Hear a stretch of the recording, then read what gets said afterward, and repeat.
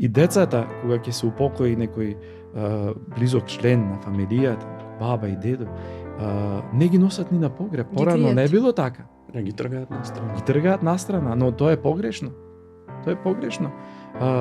Треба луѓето да сватат дека едноставно ние сме тука само привремени патници на овој свет, затоа што и онај рај вештачки сега е актуелно, нели? Имаме вештачко се сега. Вештачка интелигенција, така што и оние креатори на вештачкиот рај, трансхуманистите и некои слични кои и доколку успеат некоја иднина да проектираат вештачки рај на земјата, тоа би било лажно, затоа што еден ден ќе има крај. Не е рајот овде. Не е наша природна околина овој свет. Наша природна околина, татковина е Христос Бог, Царството небесно. И човек треба да се воспитува во тоа.